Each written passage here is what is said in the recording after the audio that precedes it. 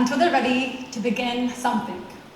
As the saying goes, ready, set, and go.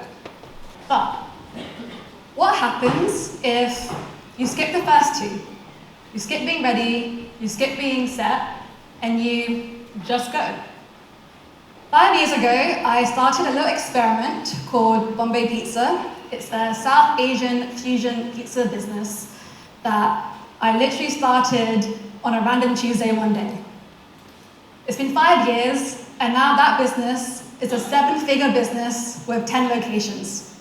Most people assume that I must have had a massive plan, that I've known from a young age that I wanted to sell pizzas, and that this is something that I researched for, I looked at my competitors, I must have a background in business, I must have studied all these things. But in reality, I just decided one day to open a business. Before starting my pizza business, I studied politics and economics at LSE. Growing up, I felt somewhat conditioned to go into corporate. I'm the child of immigrants. My mum and dad, from a very young age, told me, make sure you're either a doctor, a lawyer, a banker, all these sort of professions. And honestly, that's sort of what I was doing. And then something happened, 2020. As most of you know, that's when the pandemic happened. So actually, when I went to university, even before, I did an internship at the world's largest technology consulting firm. Through that internship, I was guaranteed a graduate job, and they also gave me scholarship money towards university. So up until the point of graduating, most people just assumed, well, you've got it planned out, just do that job. But what happened in 2020 is that they actually delayed me by a year. So I found myself in a position that I wasn't used to, where nothing was planned out for me, I didn't have anything going on. So that is actually when I decided to launch my business. How did I even start a pizza business? So the actual origins of my business is that one day I thought, got this free time, I've always wanted to start a business, why not just start a takeaway? And I literally just looked at online what is the biggest sales. So one of them being the pizza industry. I hired a guy from Facebook who was a pizza chef, and he had 30 years experience selling and making pizzas. I hired him and I paid him with the money I made in my internships. So just me and this 50-year-old guy, and we thought about making a sort of Italian pizza business. So I actually launched it, and it didn't do well. The first 2 months, it was your basic Italian pizzas. It was nothing special, it was nothing unique, and I guess you could have said it was a failure with that first business. But what happened after that was I realized, why don't I just iterate this? Why don't I just do something new? And that's when I came up with Bombay Pizza. So Bombay Pizza is South Asian fusion pizzas. If you look in the picture on the left, that was my first ever pizza I made 5 years ago. When I look at it now, I laugh because in my head it doesn't look good, it wasn't cooked properly, the toppings were completely messy, and if you look on the right, it's what I iterated to now. This pizza has now sold almost 50,000 times. But when I made it, I wasn't thinking as much, right? A lot of people, when they plan out the businesses or plan out what they're going to do, they think, let me do all the research and get it done. Well, I kind of did the opposite, where I just said, let's just get it done. Let's just get something out there. And that was the first one, and that will lead to the next one. Most people, they know me from watching BBC's The Apprentice. So I was a finalist in last year's show, and the interesting fact about that was there's about 80,000 applications every year. And when I applied, I was told by my family members, don't even bother applying. Your chance of getting in is 0.0001%. So why even bother? And I also had some self-doubts as well. I thought, what, my business is quite small, I'm not really ready for it, maybe they're right. But something in me was like, why not just try, right? Just go, just do the application process. And then from 80,000, I became the final 2. And a big thing that the show showed me was actually how you don't need to know everything. In the show history, I was the first candidate within the 20 years that went for project manager the first 2 times. And a lot of people ask me, how do you have so much confidence to go for that? Like, it's quite a daunting thing to do. But I have this innate thing in me where I feel like if you just try it, you'll find out. And what the beauty of the show was, every task you have something new to do. So when learning something in life, even if it feels scary, it's better to just build within it. Just step into it and see what happens.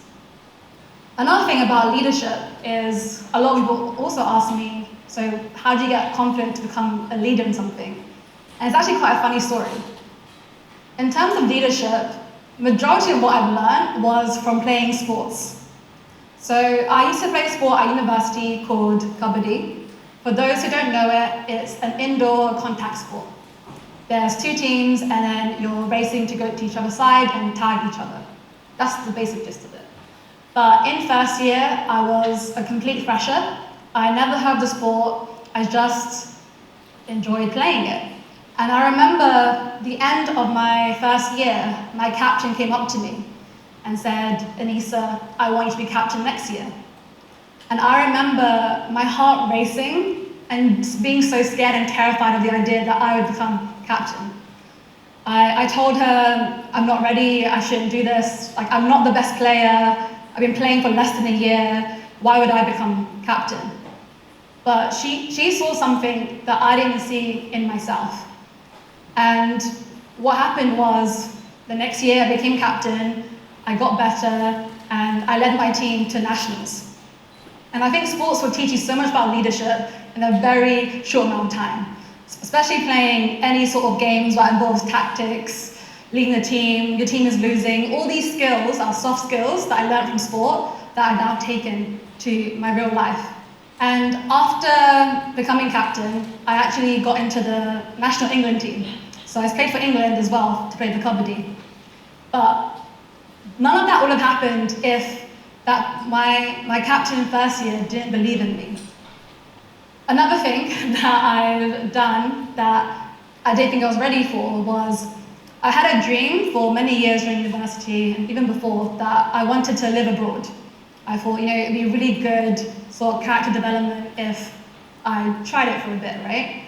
And I remember telling my friends at uni, my dream is to live in Japan.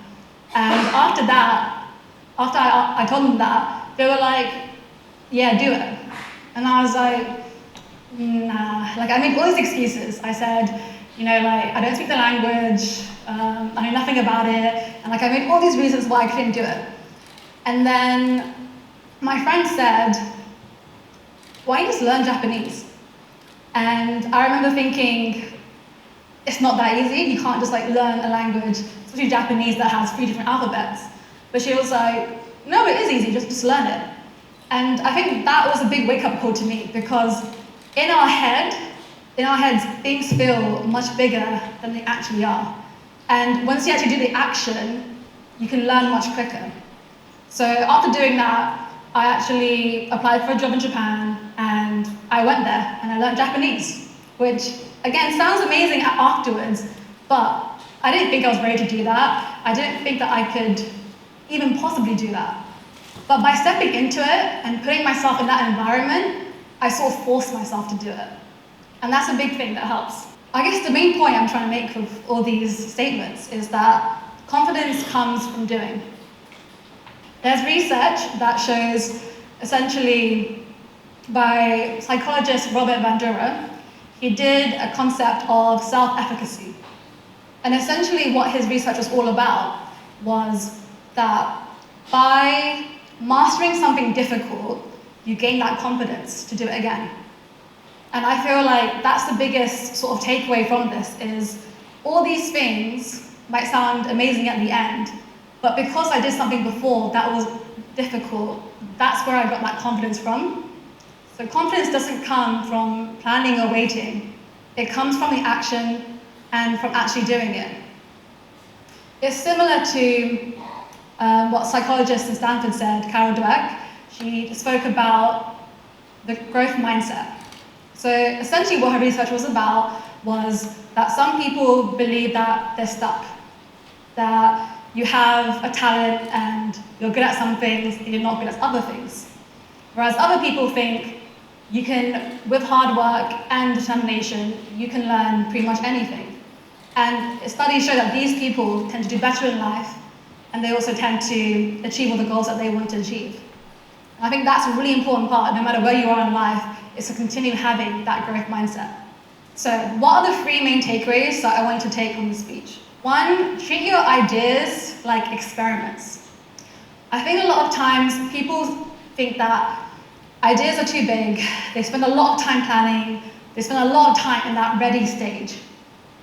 But if you just take everything as an experiment, you sort of give yourself that leeway to be, you know what, if it doesn't work out, so I'm just experimenting, right? Anything that you think is so big in your head, when it comes to doing it in actuality, it's not that hard. The second thing is start smaller than you think. So as I said with my pizza business, I started it as a dark kitchen and I only had a few different pizzas. If you asked me before I started the business what I wanted multiple locations, a beautiful sign, a beautiful menu, I had all these really good ideas. But in actuality, all I did was have a dark kitchen with a few pizzas. But my business, which is now 7 figures and has 10 locations, would not exist at all if I didn't just start, if I didn't just have that small pizza on the side. And third is, don't wait for permission. A lot of the time, people are stuck in this ready state because they're waiting for someone to tell them it's now the right time. Now you're ready, now you can do it. No one is gonna come and tell you that. You have to have that self-belief within yourself. And a lot of these things, you grow yourself. By doing these little experiments, by building your confidence, by doing the things that you said you're gonna do, that's how you can get to be successful. So the greatest takeaway from all of this is, I know everyone in the audience and those watching, the majority of us have an idea, and we're all waiting for the idea to come to fruition. My advice is stop waiting. Stop waiting for someone to tell you to do it, and build before you're ready. Thank you.